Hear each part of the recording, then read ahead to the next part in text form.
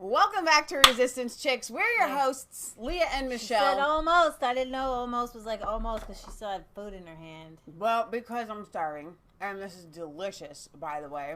Leah hates it when I eat on air, but we have been so busy. You look Tell nice. them what this is. You look really nice, too. Thank you. Can you tell them how to make it? Yeah. It's like So heaven. I made a regular like sweetbread dough, yeast dough. Rises. Yeah, and then you roll it out. Then you make this cream cheese filling thing, and it's homemade cream cheese from the cow I was milking last week. You guys remember? This is raw milk, straight from the cow, man. Did you guys? It's mooing. Did I tell you I was Moo. milking my friend's cow last week? Did I tell you guys that? Yeah, I was a dairy maid for several days. I got a picture of the cow somewhere on my phone. It's upstairs. Put the little milkers on there. So you weren't technically, like, explained to them. I wasn't going like this. Milking. But Which it's harder to do what you did. Yeah. More stressful, I think. It is. There's a lot of pieces. There's a lot of steps to it. I mean, you do have to milk a little bit. You have to clean out the teats before you put it on there.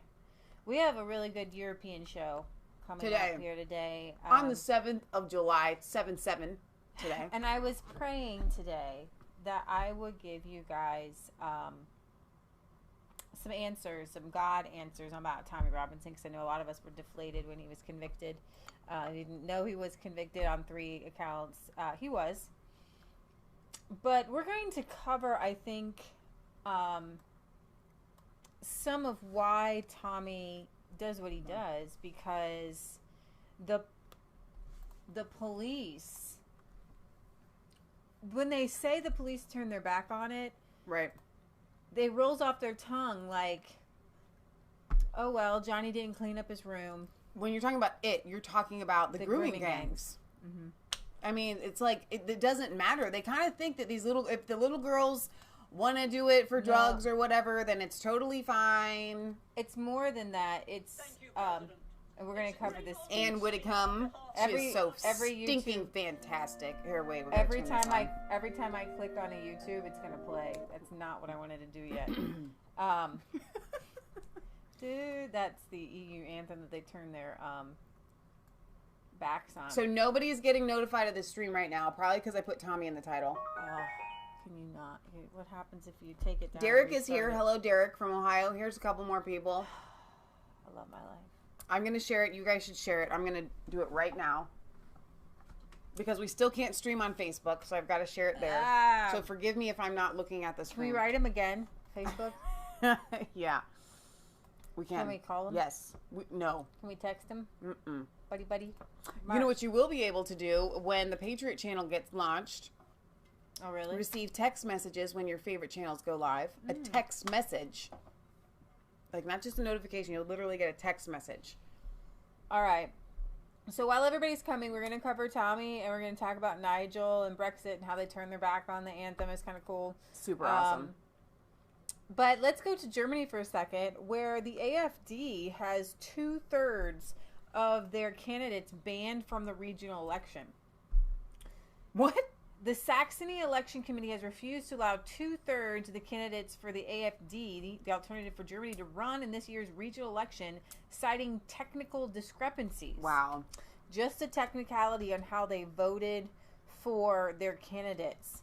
Only 2 months before the region of Saxony goes to the polls, the region's election committee has decided that the populist AfD will only be allowed to run 18 of their 61 candidates in what is seen as a massive blow to the party, which is tied for first place in many of the region's polls there. The AfD is tied for 26% with the CDU.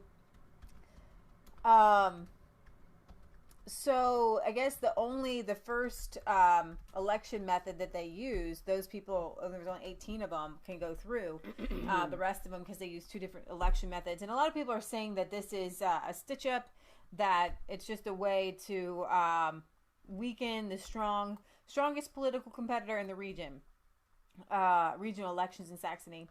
The Saxony branch of the AfD say they will appeal the committee decision, but such an appeal will only be allowed to take place after the election. Wow.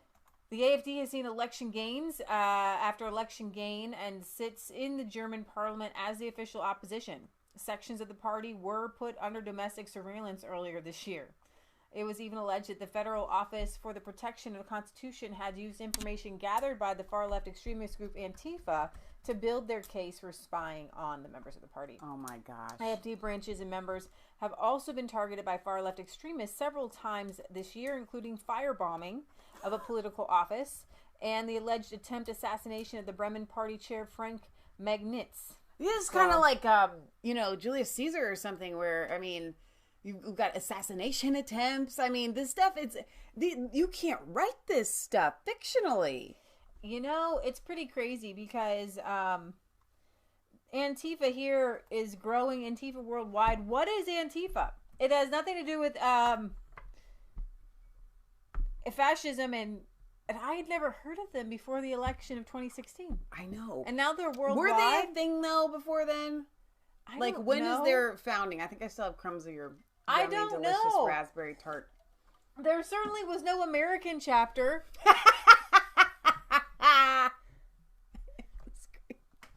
Right? Exactly. And why are they the same in Germany and Britain as they are in America? And why are they all like soy boy white people? It's really interesting that, and I'll tell you what it is. It's a hormone imbalance. You talk about them being soy boys because I think, okay, somebody that's going to be violent is going to have a lot of testosterone. They are like zombies that don't know how to contain themselves. They're the biters. Here's the thing. Somebody said, imagine if they actually ate meat. Imagine what kind of damage they could do if they actually ate meat. I'm struggling here.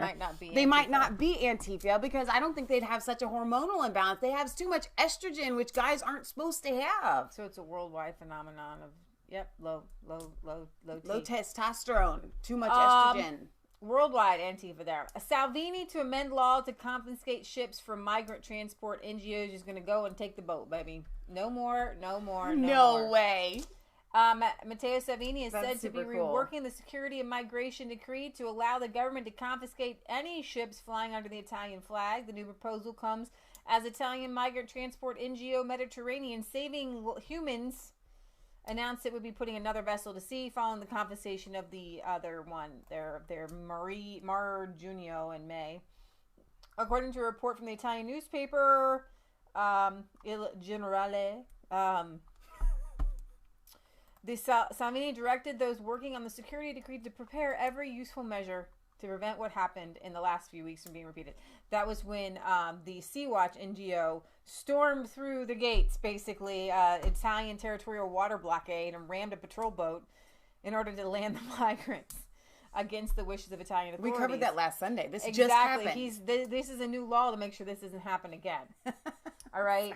The amendment would be to the Article 2 of the decree, which currently only applies to ships flying the flags of other countries. So now you could, and as those with Italian flags have full rights to enter Italian territory. So what if they just go get an Italian flag? No, that's the point. They're amending the law to be able to confiscate Italian boats as well. Oh, I get it. Okay, yeah. Gotcha. Okay. Because you could just fake fly in an Italian flag. Yeah. Right. Well, no, it's Italian boats are being idiots too. Yeah. All right, I want to actually go to something I found pretty fun here before I like fun. So when are we going to tell them about Jeff Epstein? I have another show. That's going to have to be. I don't even know when we're going to have time to do that. You might as well just tell him right now. Don't make fun of it because it's a little bit odd. But Slovenia has created its first monument to its first lady, Melania Trump. Wait a minute. It's a monument to Melania Trump. Okay. In Slovenia, where she's from. Okay. The first monument in the world dedicated to the First Lady, Trump, was unveiled in the former model's hometown of Savinka, Slovenia on Friday. Artist Alice Maxi Zupek sculpted the wooden monument abstractly depicting Mrs. Trump in her custom Ralph Lauren powder blue ensemble. Abstract. They have to tell you that. She wore for President Trump's. But okay, so they carved it. It looks like it was carved out of a tree. Yeah. Okay, so all right, I can see it. Yeah. He tried. So this picture was taken just on the 5th. Shows what Conceptual Artists claims is the first ever monument to Melania Trump's. Okay. All right. So, you know what I think? This is great. It's great from far away. It is. It's really blue. I think it's better from far away. Very blue. I love the color blue. Love that color blue. It's Leah's favorite color. I think this is great. I think so. Look at that from far away. From far away, it's so awesome. Other people are going to see this and they're going to go, you know what? I would like to make a monument of Melania to see if I might be able to give my interpretation on it. So we could see Melania monuments popping up all over the world. It could be great. Well, I know she's from there, but I would like to see worldwide Melania statues. Australian government, drawing up laws to keep out returning ISIS fighters for 2 years, mate. In Canberra, Australia's government on Thursday proposed new laws that would prevent extremist Australians from returning home for up to 2 years, as the country prepares for the repatriation of ISIS, Islamic State group, supporters from the Middle East. Home Affairs Minister Peter Dutton introduces legislation based on British law as part of the raft of counter-terrorism and asylum-seeker bills in the first parliamentary session since elections in May. The law would give Dutton the power to prevent suspected Australian extremists from returning home up to 2 years while law enforcement authorities made plans to manage the risk posed. The orders would also apply to Australians who intelligence agencies assess to be a risk to security for reasons related to politically motivated violence. Dutton says that 230 Australians had flown to Syria and Iraq to fight with extremist groups since 2012. Around 80 are still active in conflict zones. The advice of Australia's national security agencies is that many Australians... I'm trying to talk out this side of my mouth because it seems like that's how it works. I keep saying mate and brings it back around. Maybe say boomerang a couple times. G'day, and that will help you get into the flow. G'day gets you there every time. G'day, and many Australians with terrorism concern who have travelled to Iraq and Syria engaged in that conflict are likely to seek to return to Australia in the very near future. This bill will ensure that law enforcement agencies... See, I keep smushing this part of my mouth. It doesn't flow naturally yet. Agencies can effectively manage these returns in a way that will reduce the threat to the Australian community. 2 years, mate. And I think they should be rehabilitated. How about forever? So... How about forever? As painfully entertaining as that was, it was painful to hear. Why? No, 2 years, man. Why not forever? Okay, Here's the thing. Key here is that there's still 80 that are actively fighting, and we're like, you know what? Give them 2 years to calm down. They can come back. Why are there 230 Australians going to fight Syria for ISIS? Like, hey. We've said this on how many times have we said this on our show? If you leave your country to go fight for ISIS, you don't get to come back. Ever. Ever. Leave your country to go fight for any sort of terrorist group, you don't get to come back. I don't know. We have to have an islander, I guess, to put to the ball. Because no country should ever take them back. Only countries that should take them back would be those countries that align most politically to their beliefs. Right. So I think that was one of your better Australian accents. This side of your mouth. Try it next time. You sounded like, what's the name of the guy? Hello, Doug, from Thor Ragnarok.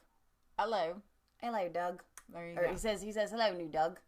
That's so that's what you sounded like just now. Okay, I tried. It was good. It was hilarious and it was entertaining. In the female cops told to submit to Islamic State or to be raped. A 35-year-old man in Sweden. Oh my gosh. I know numbers. 34-year-old man in Sweden has been convicted of uttering threats after telling two female police officers to submit to Islamic State or face being raped. Fadi Douad was convicted the last week for the threats made in the Norrköping in May 2017. Police had responded to a call after the 34-year-old was seen climbing onto the balcony when he resisted calls to take his hands out of his pockets. The officers were forced to subdue him. But he screamed several words of ignorance against us like whore, baba, I can't say some of that. What? Pig and more, and that we would submit to the Islamic State because he would otherwise berate both of us. Oh my goodness. After managing to detain the 34-year-old officer said he continued to insult them and threaten them with rape on the way to the police station. He talked about Islamic State and asked us, do we know what they do with whores like us? The officer said. I bet he got like 6 weeks and then was out on I bet he got nothing. It doesn't even say what he got. Oh my gosh. See, there's a common thread here, and if you point it out, then you're like somehow racist. It's not racist. I don't know what this color this guy is. All I know is that he's an idiot, and that in grooming gang, white women are only good for one thing, for people like me to blank and used as trash, blah, blah, blah. That's in the UK. It's the same theme, the mindset. It's the mindset of, and because of why it's taught so in this book that shall not be named. Oh my goodness. Hang on, wait. So, speaking of that book that shall not be named. We're almost in. While legal proceedings began in November and the trial date was set for January 2018, the process faced delays. In the end, Dad was sentenced to a brief 3 months in prison with fines to be paid to the policewomen. This incident... 3 months. 3 months. You can threaten officers, 2 of them, with rape, and you only get 3 months in jail. This is just the latest for the 34-year-old who has reportedly been involved in 21 cases since 2001 and was previously convicted of several other crimes, including abuse and drug offenses. Wait, isn't there some sort of like... Sweetie, I'm you ashamed. get further punishments once you've already been involved? Like a first-time offender doesn't get as bad, you know, that 21 the kind of thing. time offender usually should get... Okay, so, what was I about to... Oh, so that Stephen Crowder, David Barton series, part 4, goes into, and we've talked about this on our show, but if you want to watch it, it talks about the Barbary Wars, and what our founding fathers thought, and I actually learned something. We should probably like show it and watch it with them. We probably should. So wait, pause. Are we still on Sweden? Are you done?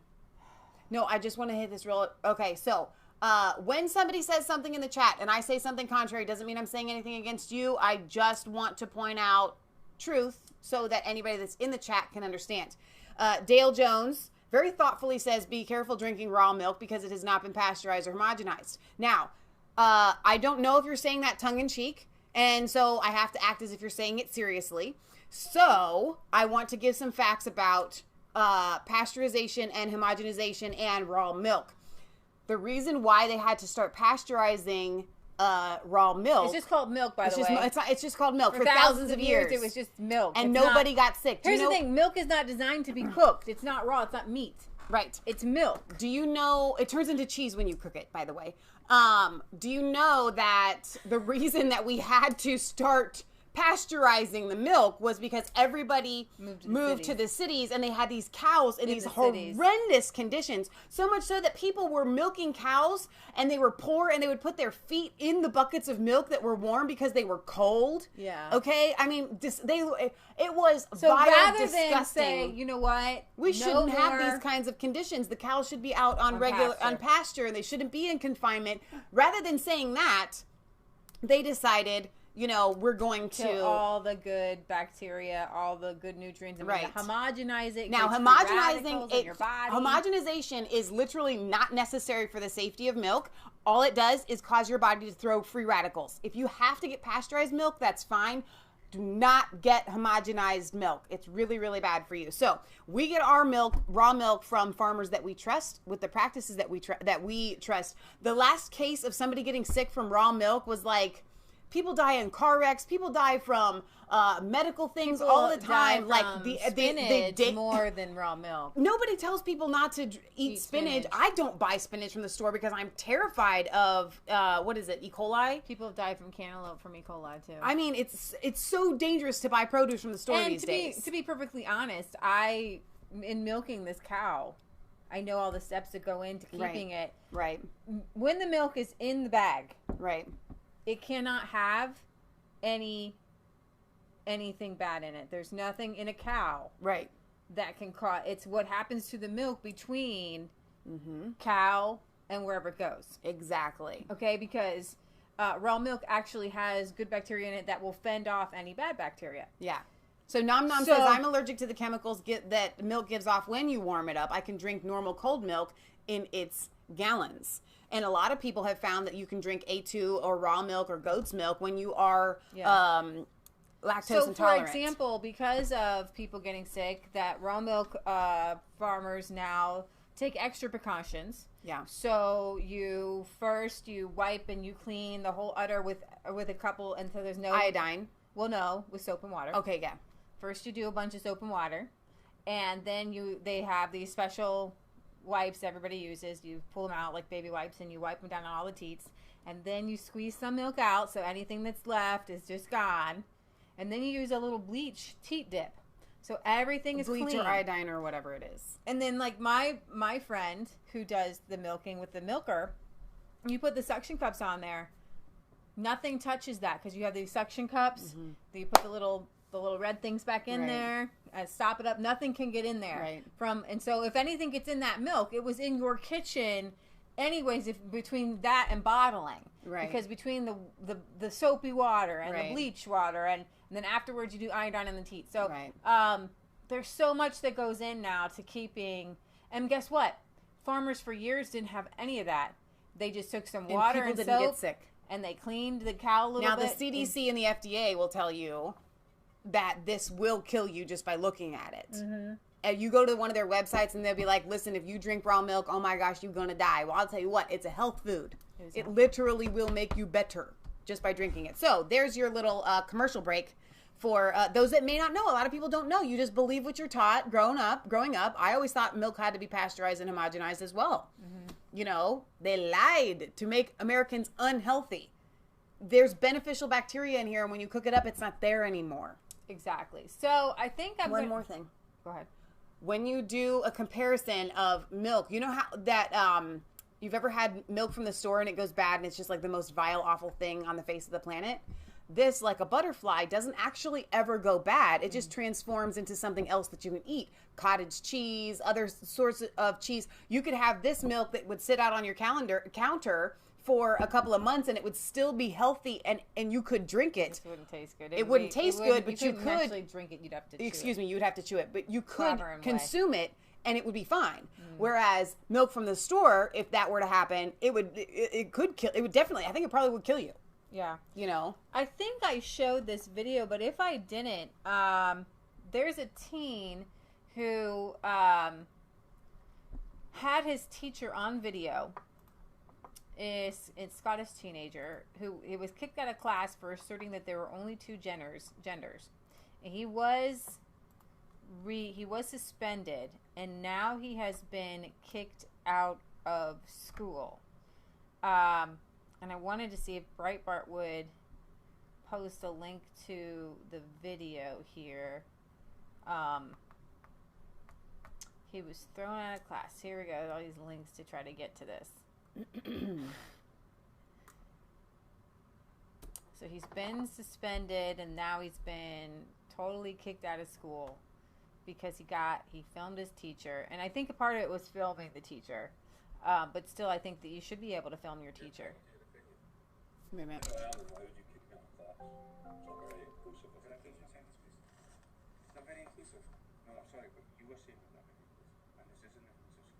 I'll start it over. Do we need to? Well, it's coming out of here now. I don't know if you can turn it up. I can't. There's no From more here? volume. That's No. it. There it now is. it's connected. It's not very inclusive. There we go. Not very inclusive.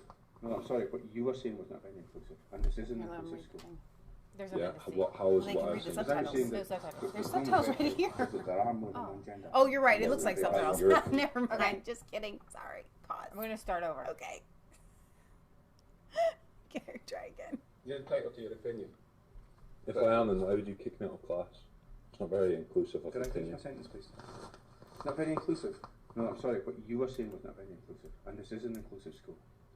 Yeah, how is what I was saying? Because I was saying that the wrong with the website is that there are more than one gender, in this country by That's law. your opinion. That is my opinion, and that is an opinion which is acceptable in the school.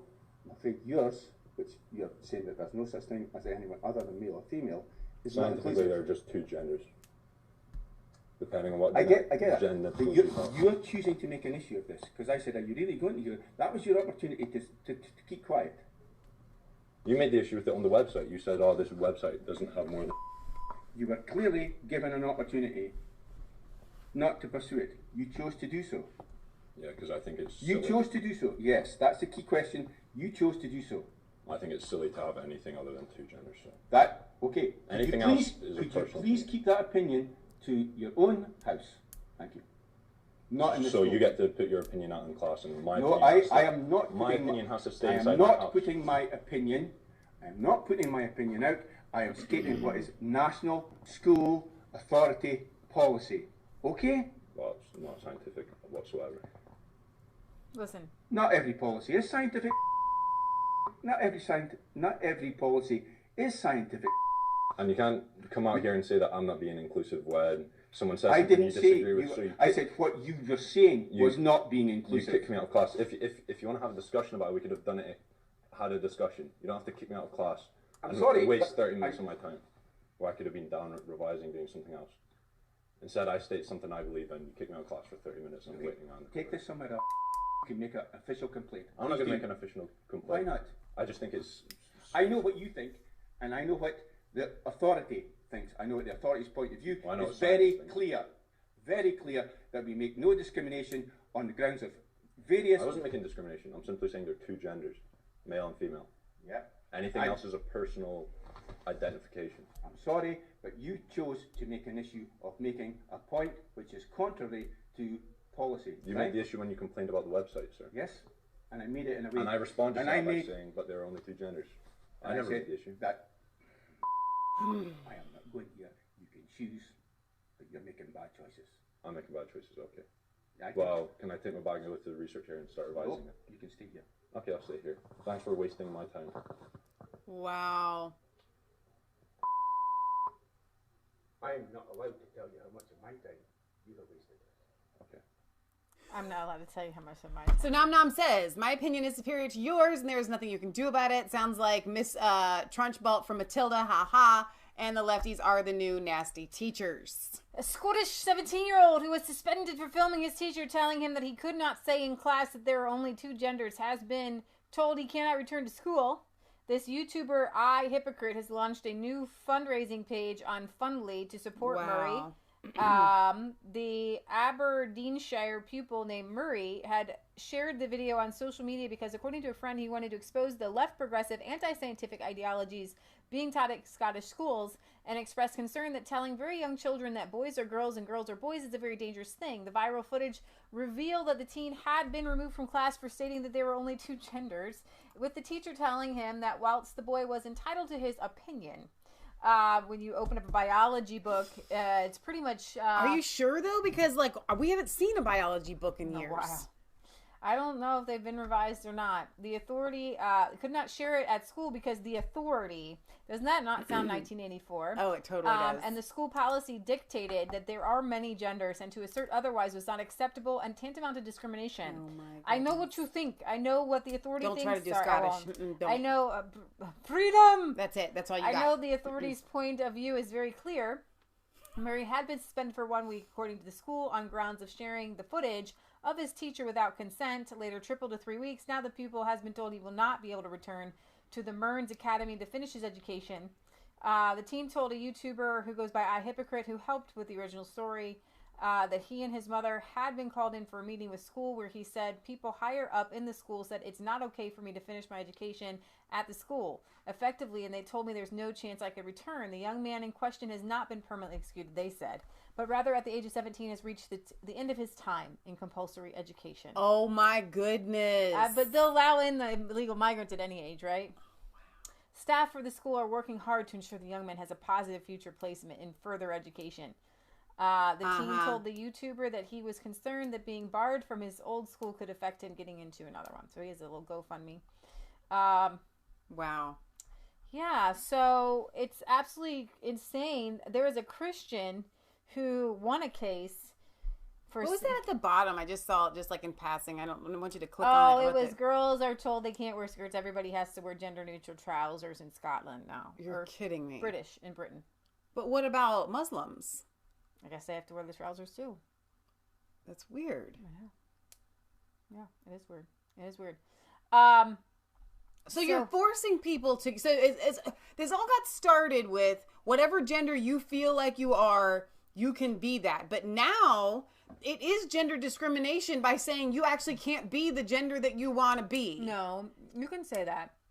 You just can't say there's only 2 of them. No, what I'm saying is if they won't let you wear a skirt because you have to be gender neutral, you can't express your own gender. Yeah. You have to keep your, just the very existence of you being a female. Why wouldn't they just make every the boys wear skirts? Yeah. It's very strange. Yep. It's creepy what's happening. Poor Scotland. Very much so. Poor everything in the EU. What about kilts? What about kilts? So we're going to move on to Tommy here. Tommy has been convicted. He's going to be sentenced on the 11th. Yeah. So coming up here shortly in like 5 days. Tommy has yet again been found guilty of contempt of court and now faces up to 2 years in prison. He was contempt of court in 3 respects: breach of reporting restriction, live streaming video outside the court, and aggressively confronting the filming defendants. Now, before I go into this, just know that no other reporter in the history of Great Britain has ever been tried or convicted for what Tommy has been tried and convicted of.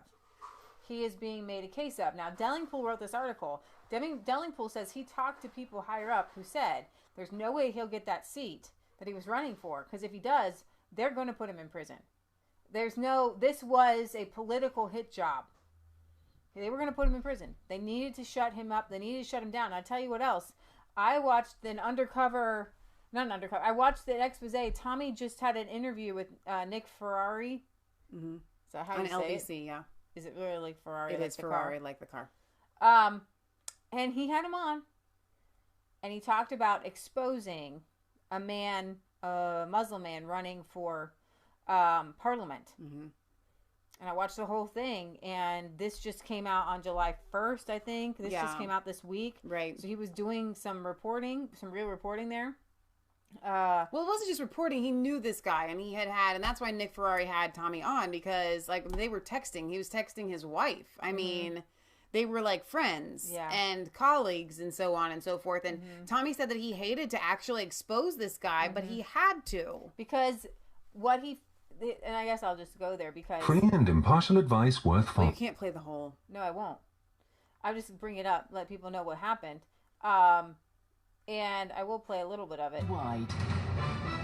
8:36, you're listening to LBC. This extraordinary story of the would-be Conservative MP's plot to put together a race rally, and then he would have seen as a sort of shining knight to try and resolve it. It all hinges on work done by Tommy Robinson, who was the founder and I think former leader of the EDL, the English Defence League, who joins me in the studio. Mr. Robinson, thank you for coming in. Mr. Amin is saying you are still the leader. Are you still the leader of the EDL? No, I'd like to clear that up first of all. Since leaving the English Defence League, I had no contact with anyone in that organisation up until Afsal contacted me when there was an English Defence League demonstration which was in his constituency of Dudley. And what year was that, Mr. Robinson? This was February. This February. This February? Yeah, I met Afsal a year ago, yeah. Right. And I've met a lot of progressive Muslims since leaving the English Defence League who want to counter extremism. Afsal was introduced to me as one of them. Right. But this meeting, it was in the build-up to an English Defence League demonstration. Who did you meet Mr. Amin through, just out of interest? I met him at Quilliam.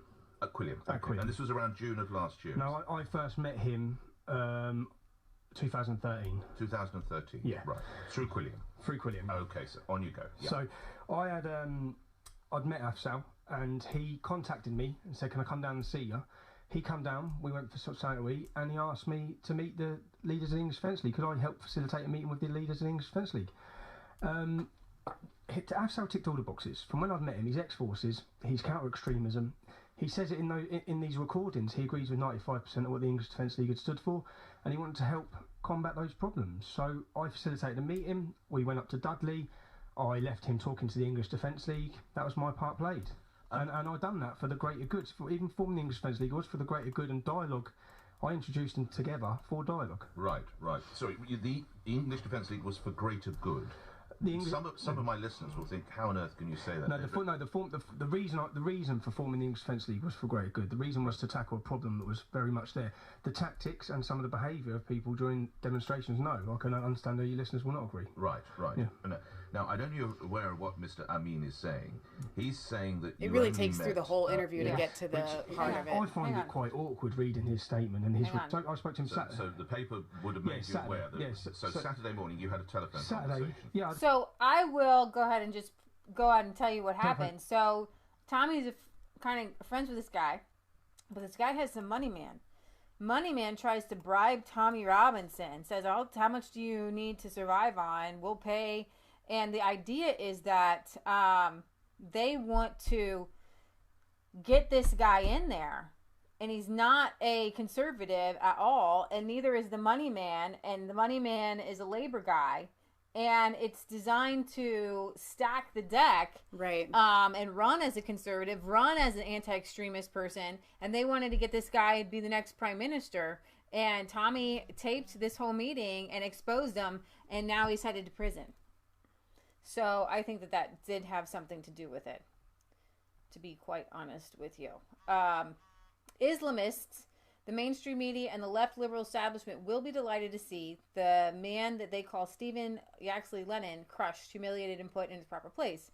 But the feeling among many ordinary people will be that justice has not been done. The judges at the Old Bailey may have concluded today that Robinson was technically guilty of contempt of court when he live-streamed outside the Leeds trial of a Pakistani rape gang. As far as his many supporters will be concerned, though, Robinson is really being punished for being a member of the white working class who had the audacity to draw attention to a national scandal. And that national scandal is what they literally have, like a giant family of child molesters. Mm-hmm.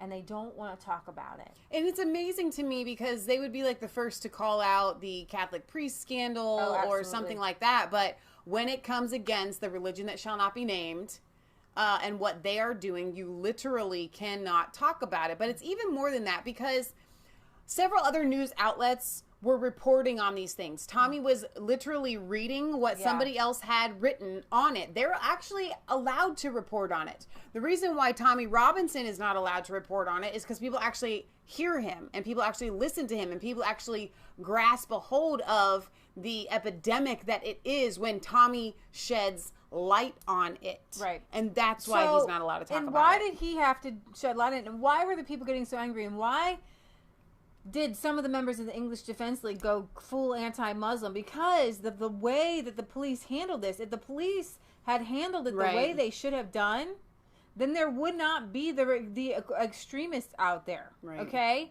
But the reason that the police hid it was because I believe that within Great Britain, there is a pedophile mindset that says that you can't actually harm young girls or boys who seem to be drawn into something. They did it of their own free will. Right. Some of these as young as 11 years old. Now, listen to this. Ex-chief prosecution officer. You may not know this, but back in 2008, the Home Office sent a circular to all police forces in the country saying, as far as these young girls who are being exploited in towns and cities, we believe that they've made an informed choice about their sexual behaviour, and therefore it's not for you police officers to get involved in. If that's the landscape coming from the top down in 2008, rest assured all agencies are going to listen to it. Wow.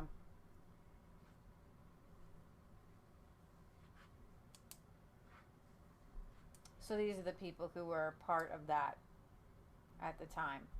So they believe that girls as young as 11 and 12 and 13 and 14 are making informed decisions to be in these relationships with several older men. Awful. That is what gets Tommy riled up, and that's what gets a lot of people upset. And if it had been white people doing this, oh my gosh, it would have been a raid. I mean, it would have been shut down by now. So this is an ex-police officer talking about And so I'm trying to show you the escalation to why Tommy is where he's at, because he knows all this stuff. He knows the cover-ups. He's talked to the families.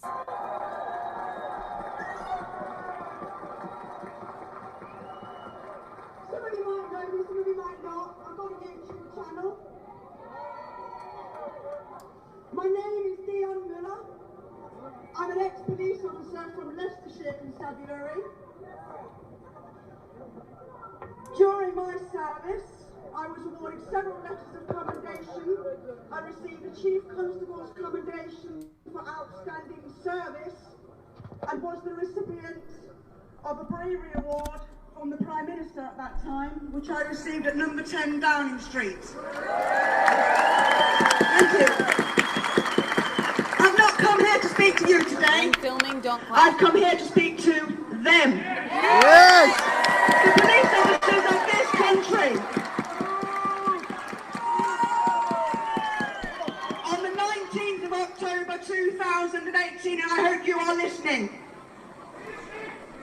former Chief Crown Prosecutor Mr. Nasir Afwas stated in an interview to the BBC Radio 4 that in 2008 the Labour government under Prime Minister Gordon Brown and Home Secretary Jackie Smith sent a circular to all police forces in this country saying that as far as these young girls who are being exploited in towns and cities, we believe that they have made an informed choice about their sexual behaviour, and therefore it is not for you police officers to get involved in. Did you know that? No. No. Oh, I'm probably messing stuff up here. Sorry, I'm trying to make it. It's very. Her audio is very muffled. I turned it off. No, I didn't. Did I? Yeah.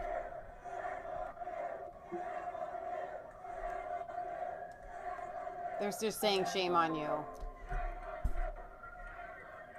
For child victims of rape, torture, and trafficking, which They're not gonna be able to hear you. Might as well just pause. Okay. And you can tell them pretty much what she's saying. There it goes. instances of murder were purposely ignored by the British government.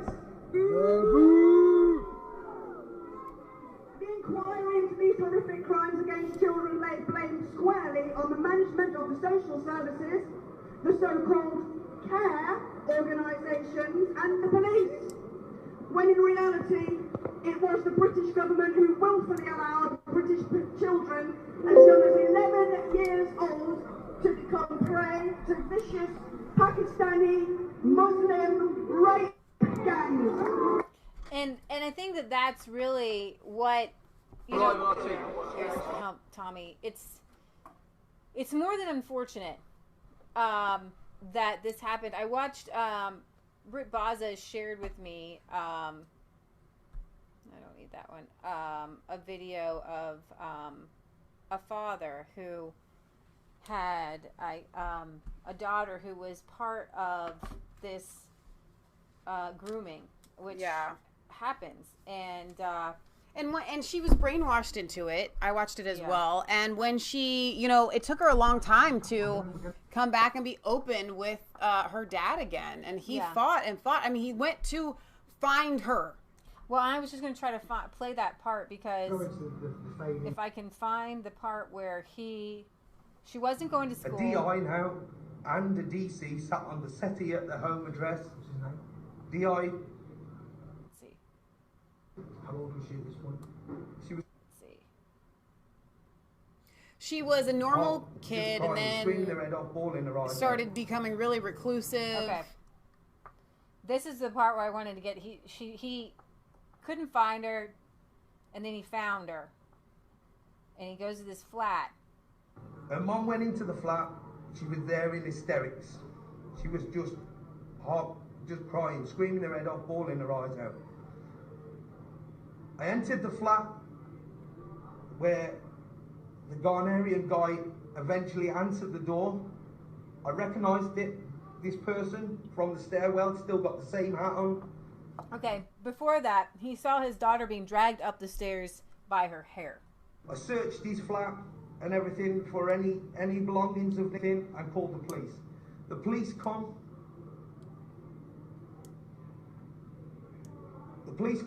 In the meantime, we took my daughter. She got a rape kit. Then, I guess I'm not going to play the rest of it because she got a rape kit. Somebody had impregnated her. They took her, or I guess the mom cried outside for 4 hours. They gave her an abortion because she had just turned 13. So they started when she was 12. She had just turned 13. And what this dad is so upset about is the police didn't do anything because they believed that she was old enough to be making these informed decisions, because that was what was put down from the top of the Home Office. But was law ever changed? No, because and that's the even thing. Though the age of consent, I believe, is too low in the UK, it's 16. We're talking about tons of girls who are under 16, and if you're in America, hog tie them up and throw away the key. Right. I mean, seriously, the way that the British upper echelons view pedophilia, in my opinion, I think I have an alarm going off. Yep. Is satanic, and y'all need Jesus. Not because arguers. No, I said the upper echelons of the UK.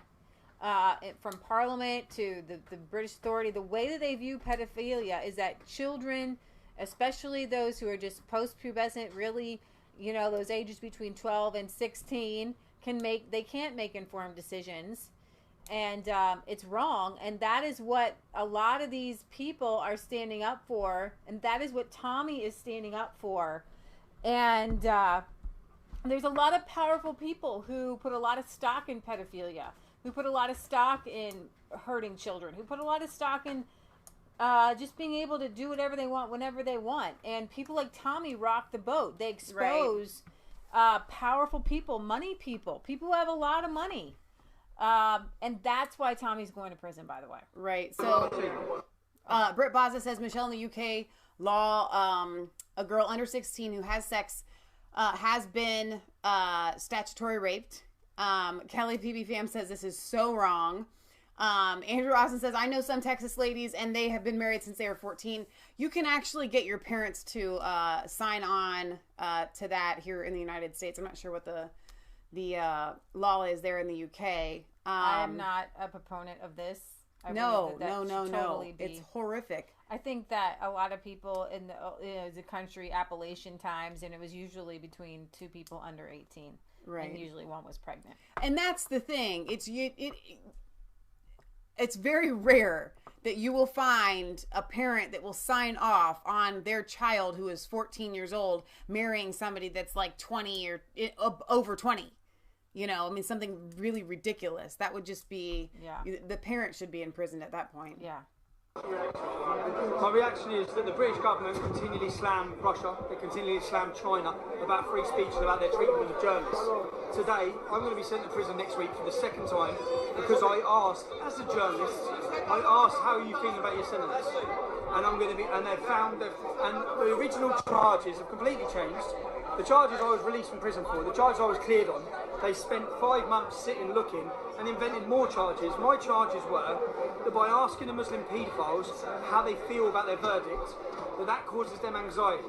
So I've been convicted of that, causing them anxiety. I've been convicted of that. I've been convicted of taking a picture of someone outside the courtroom. Every journalist who's watched the British journalists here, they all took pictures of me.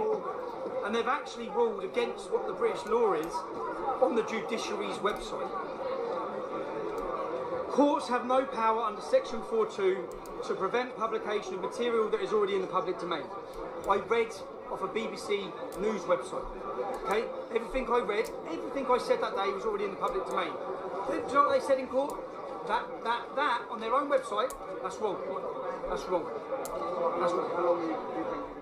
And it's heartbreaking because it's not wrong on their website. They're twisting and breaking the law. Because literally all the journalists are causing him a lot of anxiety. Oh, yeah. Shoving their microphones, filming him, and there's such a double standard. They don't have a problem shoving their microphones in Tommy's face. What about, they literally care more about anxiety for convicted pedophile rapists. Yes. Than Tommy's anxiety who's exposing them. Exactly. And that is satanic. And so this is what we realize is that this is when you have to raise your appeal to heaven flag when you don't have justice. Right. This isn't justice, right? This is a stitch up. And I'm praying to God, only God can bring Tommy justice now. Because the British courts don't have justice. They're bought and paid off of. And it's the same thing with Julian Assange, right? There's no justice there, right? So there are sometimes when you just have to appeal to heaven. That's what John Locke says.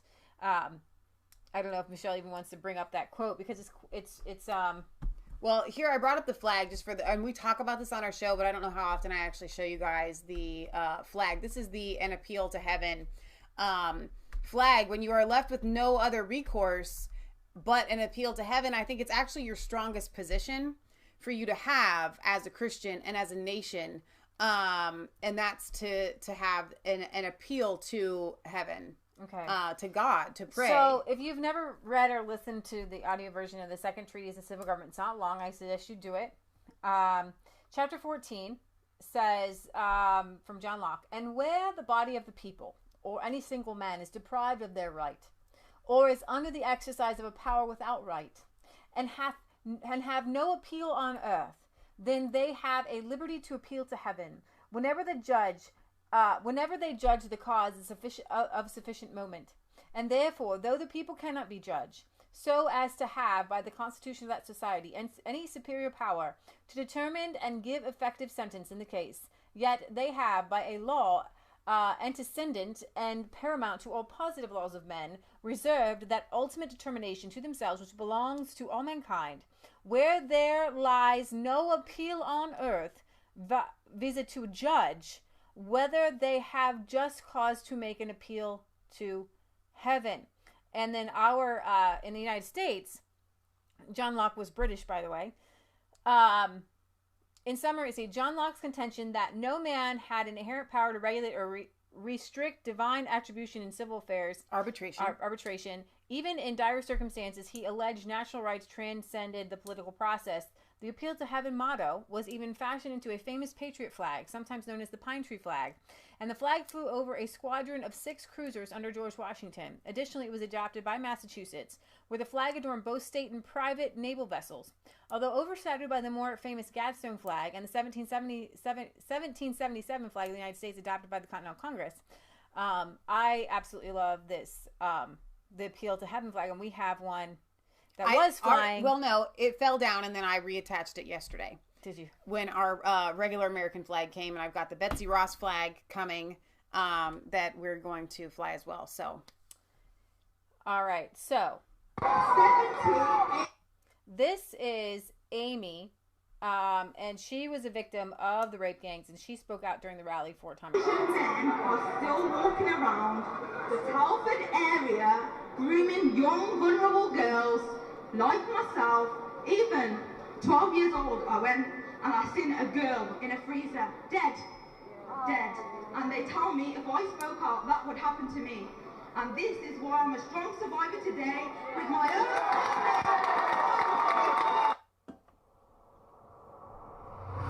We try and raise awareness, and all of us raise awareness about the problems that are happening in our towns and cities. Any victim who has come forward, any victim who has experienced the horrific crimes committed against them shows amazing courage. Some of you may have seen we have a victim here today who's been victim to these predators and these gangs. Her name is Amy. She's going to be brave enough to speak today.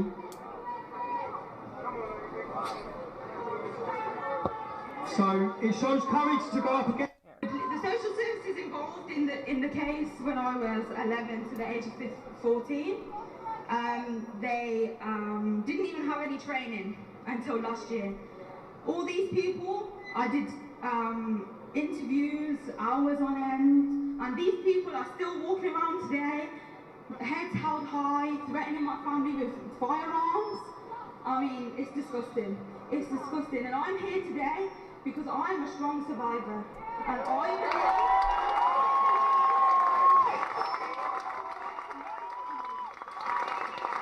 no matter how many people come to my house and torture my family,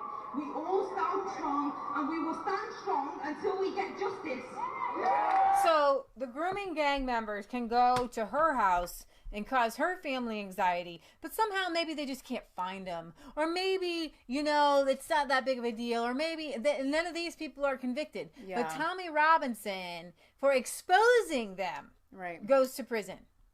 Unbelievable. So, now, we won't know what his sentence will be. I think he's facing up to 2 years in prison, which, as far as Tommy's concerned, it's already a death sentence. Well, even if he has been convicted, he should get time served because of the time that he's already spent in jail. Yeah. We'll see. We can pray that there will be justice in the sentencing. Just keep praying. Now, we're going to move on to another form of oppression, and this is Anne Widdecombe. Widdecombe, and I didn't know we were going so long on our show. We have to kind of speed things up here, but I think we did talk about things that were important. But you guys are gonna love this. Just mic drop here. Because it leads to No, wait. Oh, I know. That's not exactly one I want to play just yet. You want to see her speech.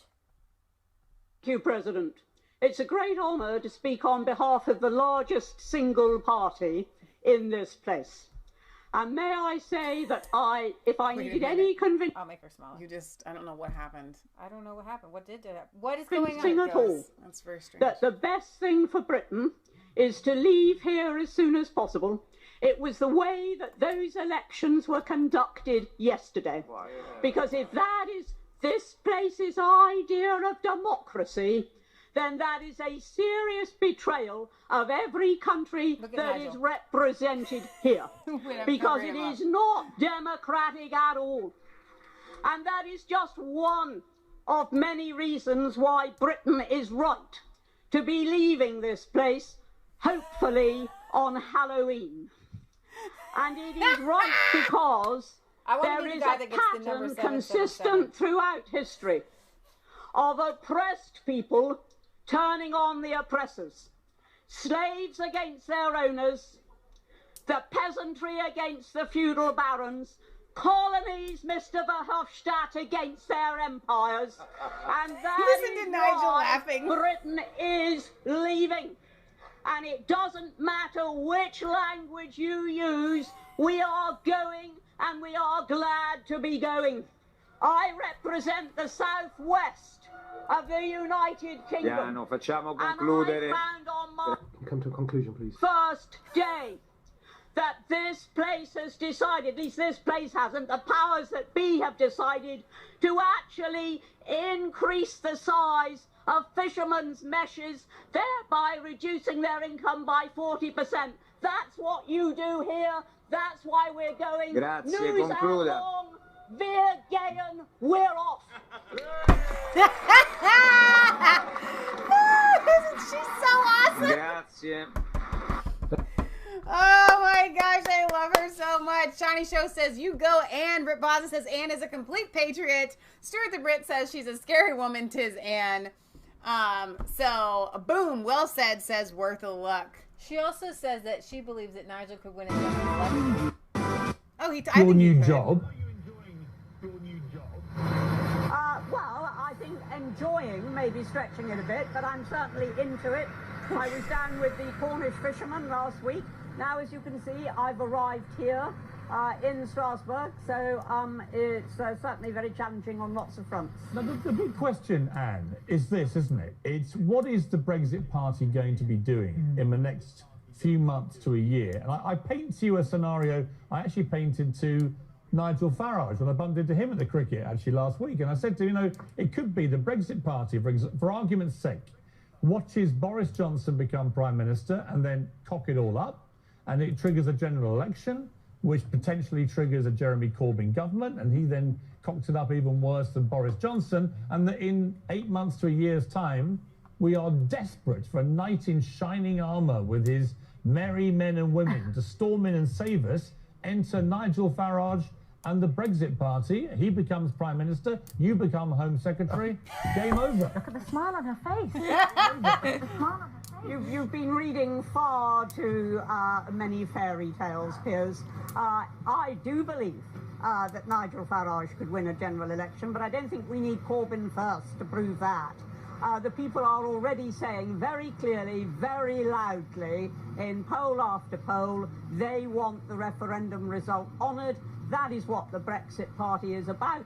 I believe we would prevail in a general election for that reason. I don't think you need to wait for Corbyn first. Anne Widdecombe, I wonder, you know, formerly a Conservative, of course, who is best placed after Jeremy Hunt and Boris Johnson to deliver Brexit? And would you rather someone who is going to deliver Brexit effectively was in charge of the Conservative Party, or now, having jumped ship, would you like somebody who is less able to do it so that the Brexit Party can perform a stronger role?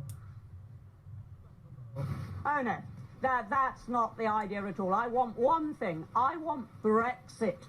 I want Brexit to be delivered. And if there is such a thing, which I haven't yet seen, but if there is such a thing as a Conservative Prime Minister who can deliver Brexit, we will all cheer. But it's got to be a proper Brexit, a clean Brexit, no more subjugation to their laws. Okay, well, both of the candidates say that they have some magical power to renegotiate the withdrawal agreement. Which one of those two people do you believe can do that, or could effectively get through a no-deal Brexit without the country falling to pieces? Well, both of them say that they will do that. Boris says it rather more strongly and has been committed to leaving without a deal if necessary for a very long time. But the fact is that whoever takes on this job is going to have exactly the same parliamentary situation that Mrs May had. Right. And so the question is, which of them can get through that? It's a matter for the Conservatives. In case you've missed it, I'm not a Conservative. Boris... She's absolutely delightfully funny. I know. And cheery. I know. And positive. Yeah. And on the upswing here. Yeah. And I really love the positivity. Now, she was so incredibly disingenuously interviewed here. Absolutely hilarious. I'm just going to show you this one part here. States that preceded it. Where pattern consistent is asking her what part of the EU has mentally and physically enslaved us. Where are you, lady? My video isn't coming up. There we go. Here we go. She literally says it's white privileged what she said. I couldn't believe it. You're invoking white privilege. She said to be going. I spoke to her earlier and began by asking her what part of the EU has mentally and physically enslaved us, just as slave owners once did to their captives. Well, now, first of all, that's presuming rather a lot. I talked about three things, just three examples. I talked about slavery.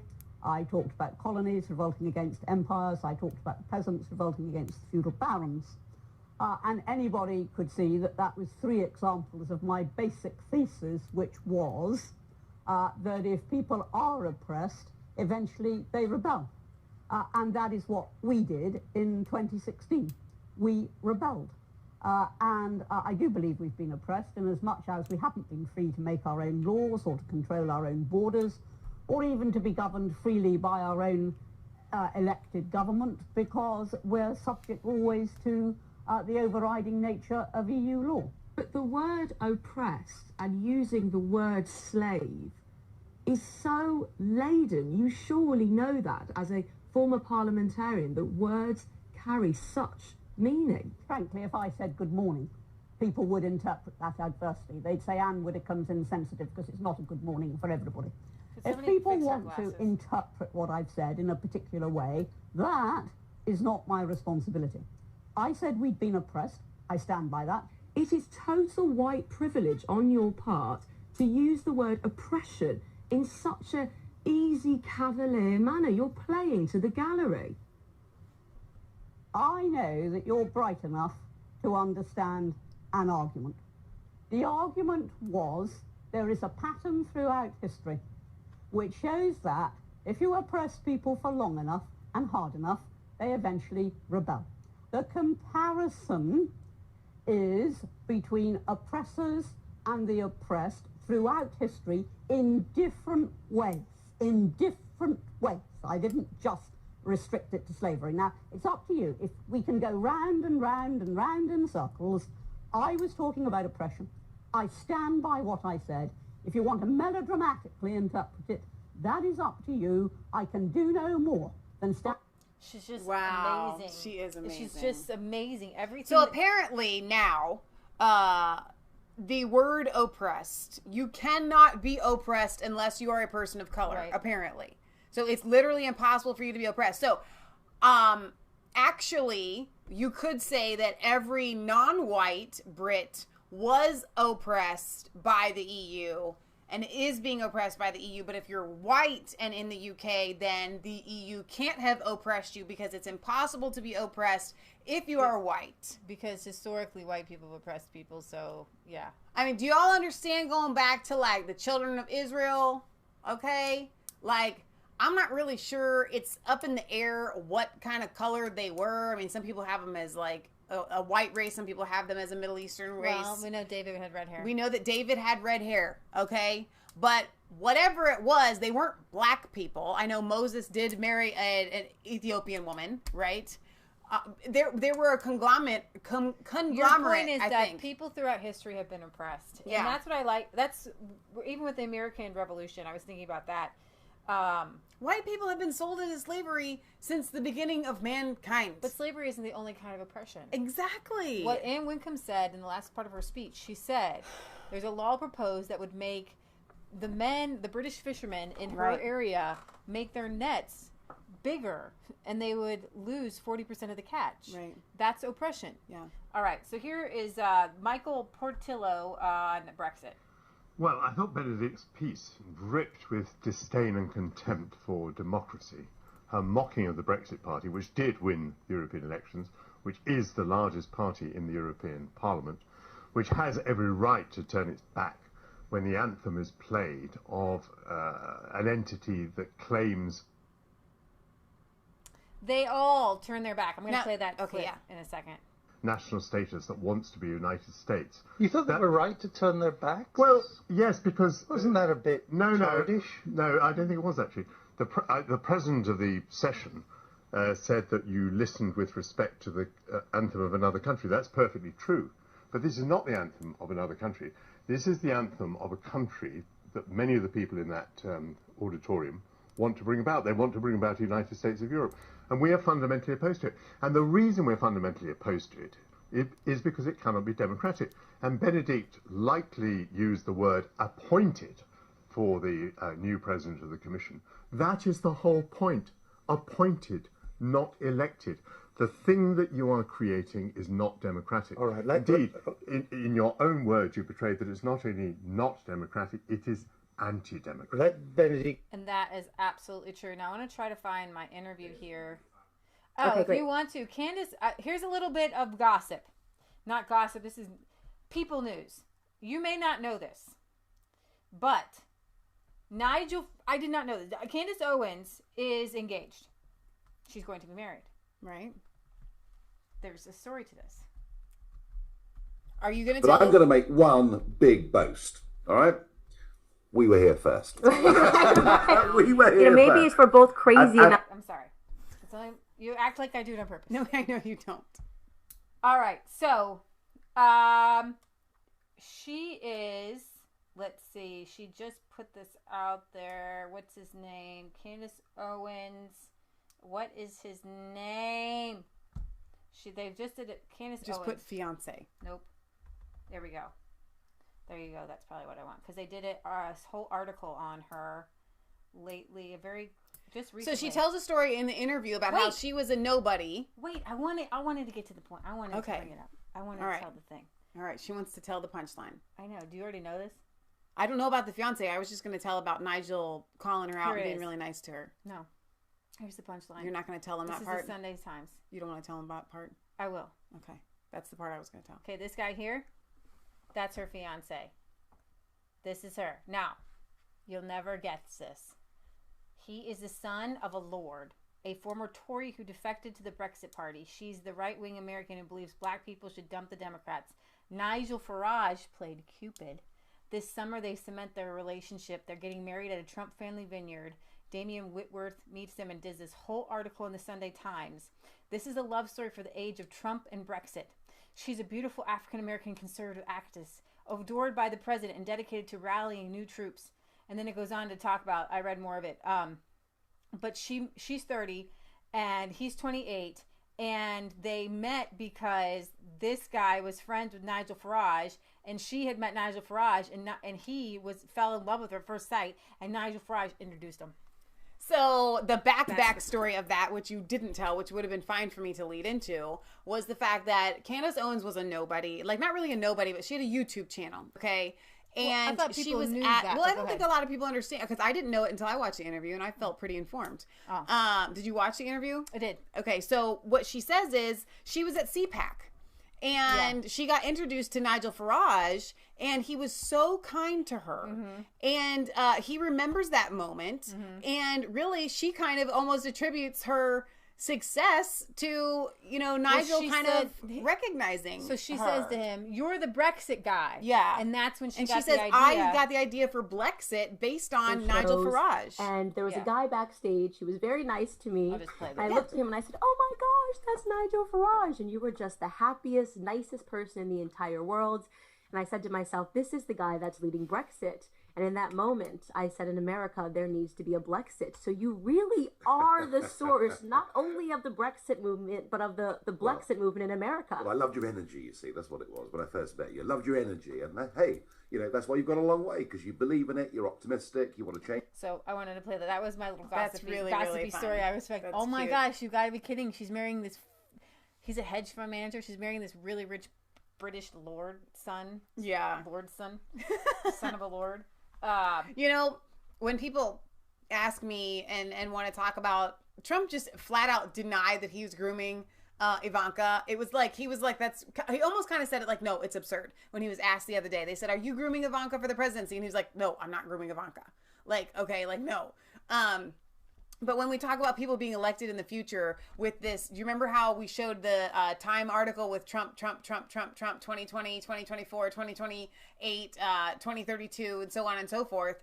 I definitely could see Candace Owens being on one of those as she gets older and more well-known. And she's obviously getting married at one of Trump's vineyards and if you have an in with the president, that's going to go with you for the rest of your life. And now you're marrying somebody that knows Nigel. And I definitely could see Candace Owens as president of the United States, like hands down. I won't say what I think about that. We've talked about how we're not a huge fan, but she has a presidential air about her that's just, she's so confident. Not many people have that sort of confidence that she has. She wants to make babies and be a stay-at-home mom. I hope that she does do that. Little British American babies. So here is the part where the MEPs for the Brexit Party turn their back on the anthem. It's a real shame that this is the anthem. I know. They stole it. Commandeered. There they are.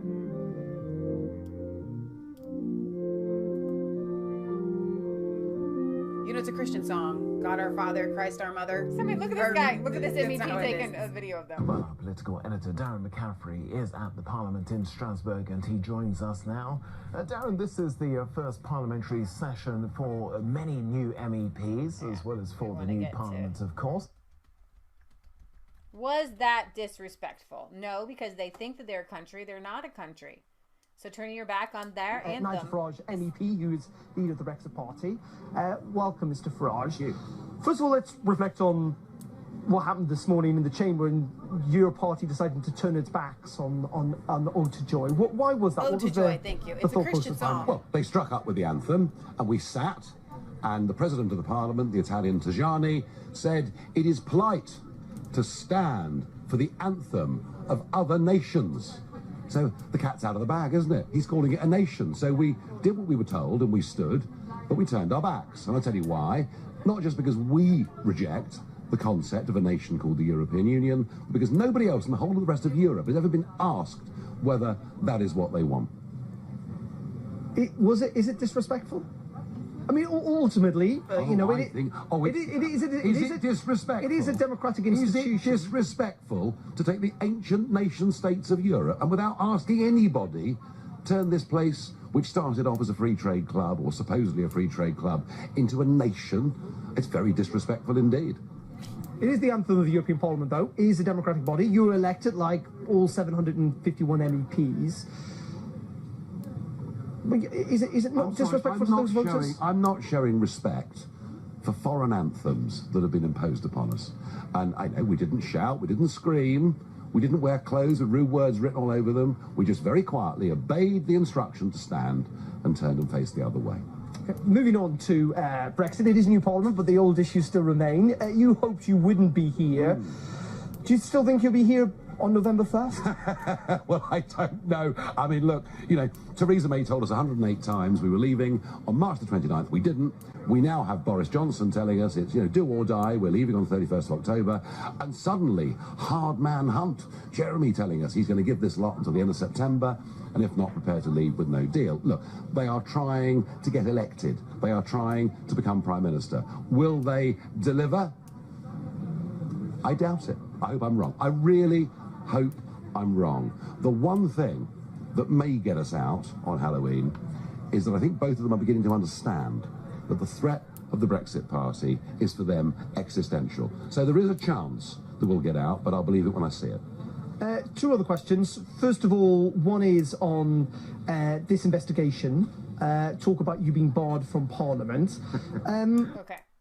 All right. So I was conflating, and not wrongfully so, Joyful, Joyful, We Adore Thee is a hymn, a Christian hymn that is put to Ode to Joy. Now, Beethoven wrote his Ode to Joy that also has Christian lyrics, but they're different than Joyful, Joyful, We Adore Thee. And so I didn't know that there was a difference. I just thought that Beethoven's words were Joyful, Joyful, We Adore Thee, because that's how we know it. Okay. So now you know. I'm going to finish with this video here. Listen to the audience reactions to what Donald Trump, Nigel Farage, tweets out.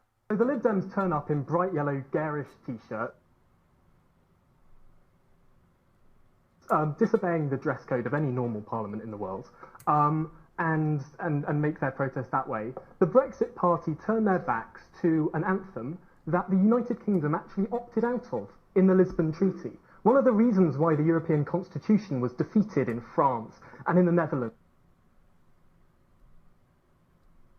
and right across Europe, and it was repackaged as the Lisbon Treaty and forced through anyway in true democratic EU style, is because it included all these attributes and trappings of nationhood, a flag, an anthem, presidents. It's quite right to turn your back on that. That's one of the main reasons why they could have made their protest in perhaps a slightly different way? I don't know what's more dignified than turning up quietly, not making any noise, not being like that man with a silly hat on that stands outside Parliament and shouting at people on the news, not making any sort of big display like that, but quietly turning your back to an anthem of a pretend country that's trying to assert itself as a global player, that's trying to federalise, that's centralising power, that's taking power away from national governments, taking money away from national governments, only to aggrandise itself with stretch limos for Jean-Claude Juncker, with embassies around the world. It's quite right to turn your back to this farce. It's a total and utter farce.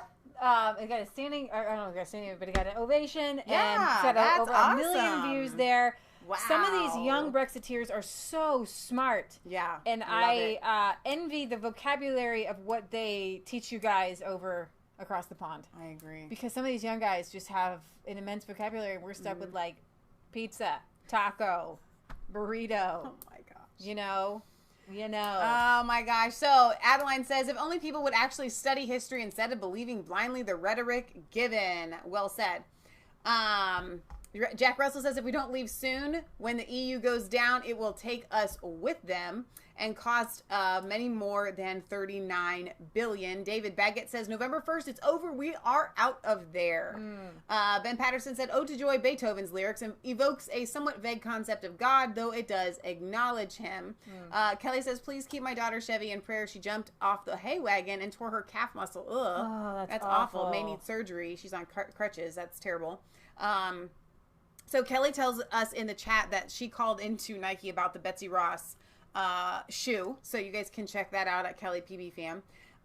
So All right, so Britt Boss says an ode to joy is an insult as a so-called national anthem to the British. And I think that this young man really summed it up quite well. Listen, they opted out to this because what the EU was pretty much saying is, listen, you're not going to be a sovereign nation. You're not going to be able to have your own flag. You're not going to be able to have your own monetary system. You're not going to be able to have your own national anthem because we are going to be a country, the United States of Europe, in which case you lose all sovereignty.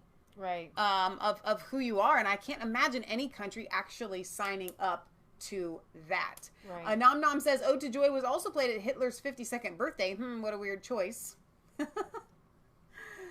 Oh my gosh. All right, so we need to sign off. We've got things to do. Do you have anything else you wanted to cover?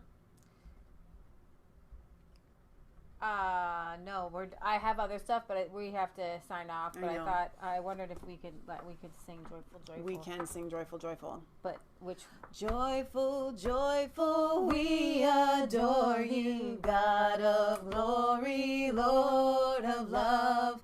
Hearts unfold like flowers before you, open into the sun above. I'm going to the Sister Act version. Melt the clouds of sin and sadness, drive the dark of doubt away.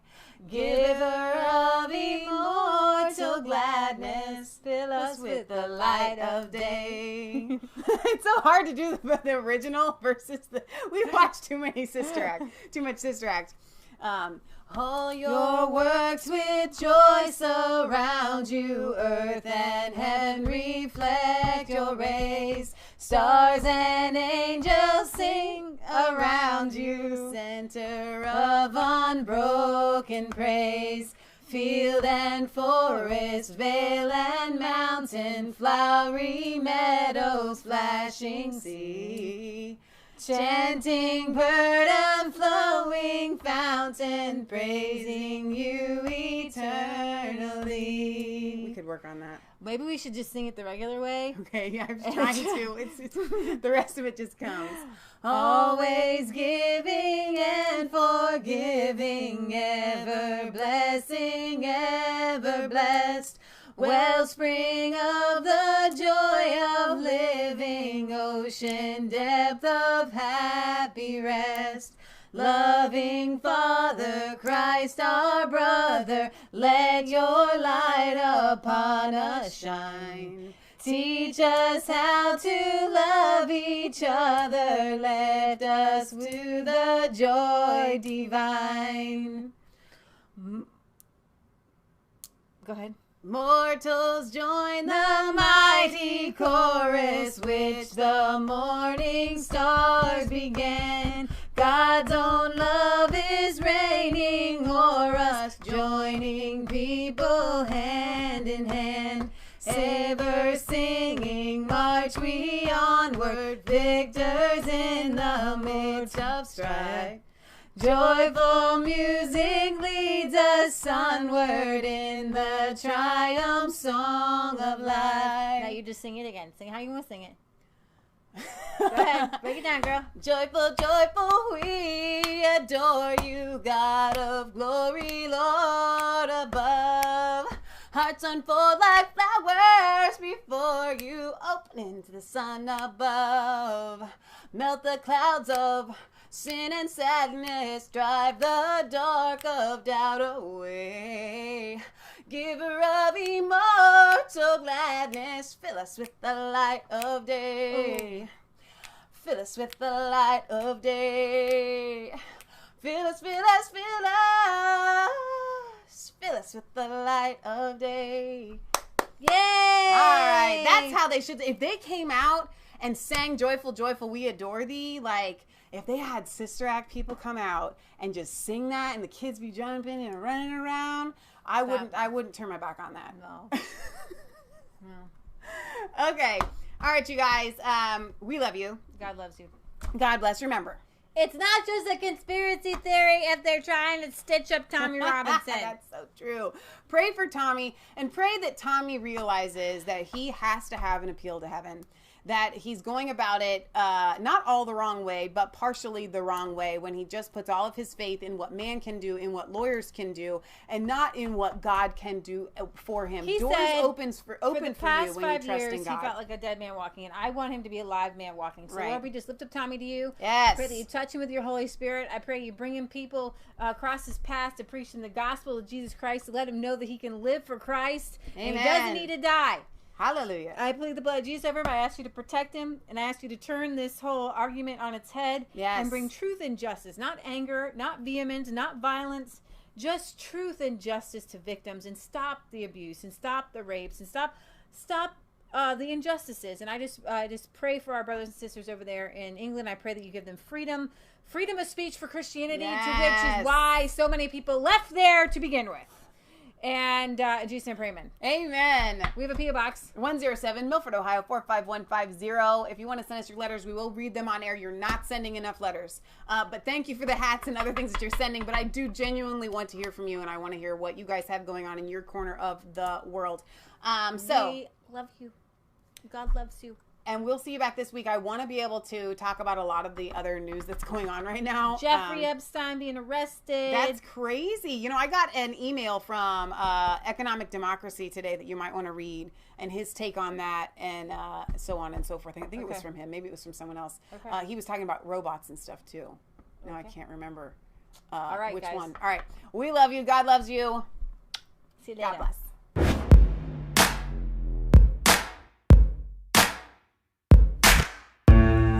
Was cold.